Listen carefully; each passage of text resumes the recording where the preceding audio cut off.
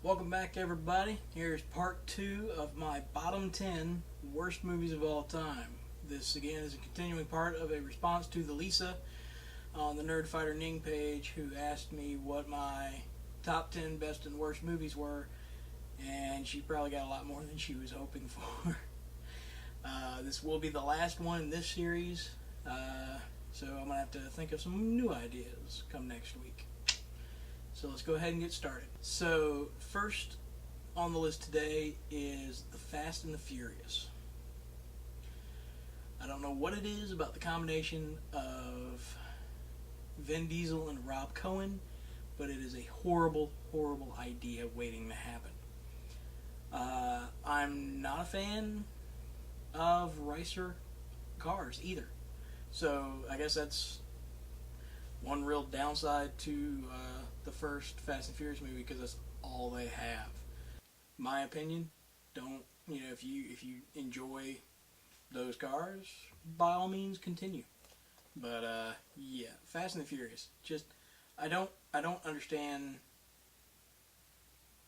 why they thought that movie was a good idea. Funny enough, I liked the second Fast and the Furious. I like number 2. I don't know why. Probably because John Singleton directed it, and he is a really good director. There hasn't been a bad John Singleton film in my opinion. Also, it kind of plays like a Miami Vice episode, so that might be one of the draws to it as well, because I was a big Miami Vice fan growing up. But yeah, I don't get it, and maybe it's because I'm sure the main reason is Rob Cohen didn't direct the number 2. That I liked it better. But yeah, Fast and Furious 1, no. Alright, next up is another Japanese horror movie turned into an American crap fest.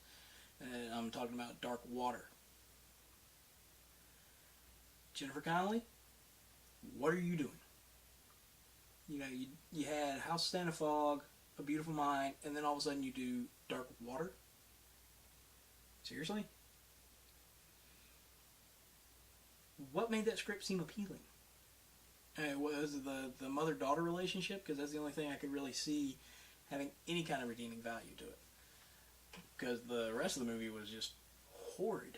Good God, why? Strangely enough, the TV show Supernatural did an episode with the same basic concept and accomplished in an hour what Dark Water couldn't. I was dragged to see this movie. I was hanging out with some friends and did not want to go see it. Had no interest in it. One of the people in our group did, for some unknown reason, and because of another movie that I dragged them to, this was their payback in a way. So I went, hated it, move on. Next on the list is Cradle to the Grave. I will never understand why some people feel that an action movie needs to be made. We rented it as a group knowing it was going to be bad, but hoping it was at least going to be entertainingly bad, that we'd be able to laugh at points, but no, that wasn't the case at all. This thing was just horrible to try to sit through. People just kind of started walking out of the room and going and finding other things to do. The movie continued to play through to the end, but nobody was in the room to watch it. It was an empty room. So if a movie plays to an empty room, does it still suck? Told you there was another Rob Cohen movie on the list. It's another Rob Cohen Vin Diesel movie too. Triple X.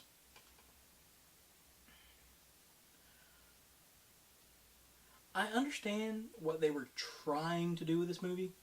They were marketing it as James Bond for the next generation, and I'm sure they were hoping it was going to, produce 20-some sequels as well.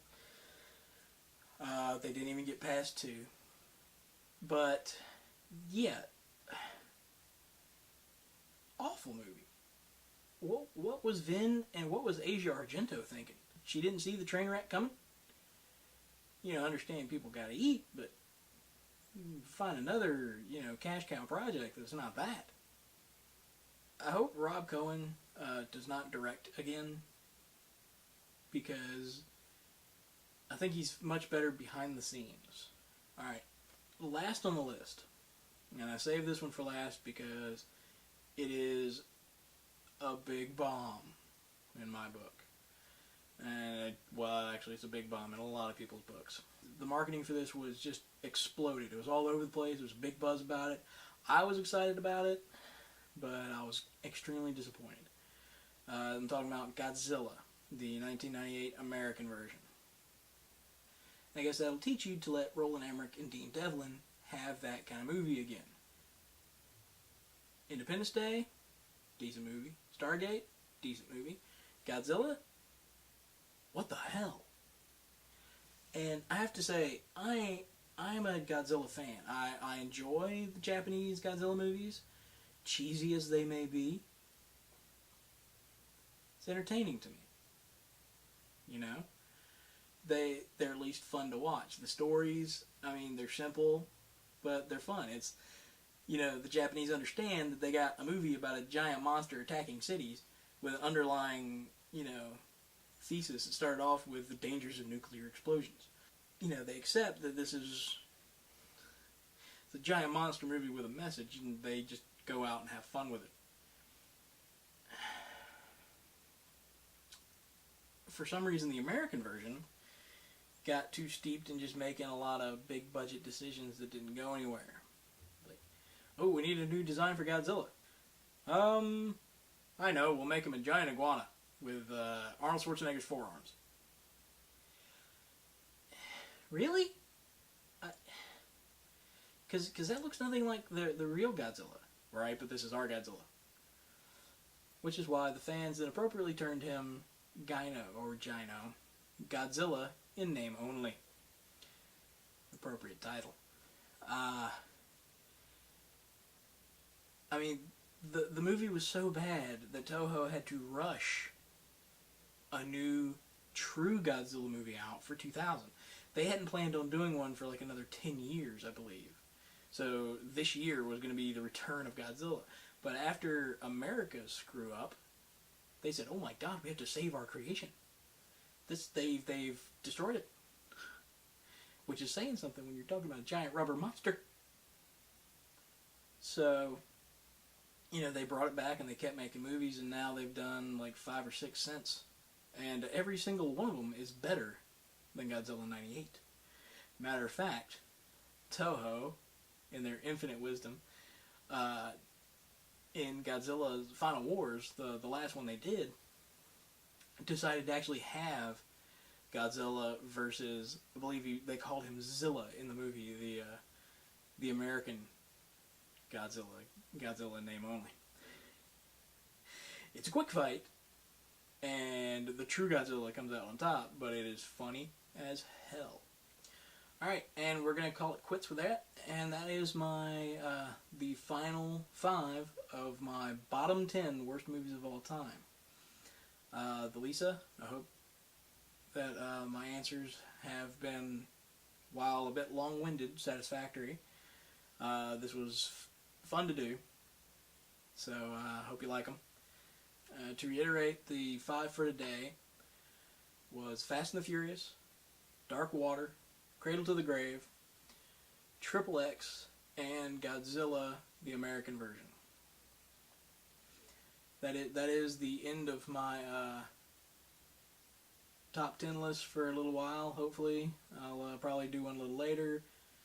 Hopefully a lot shorter than these have turned out, but hope you've enjoyed watching them. I've kind of enjoyed doing them. So I guess I will see y'all next time. Take it easy.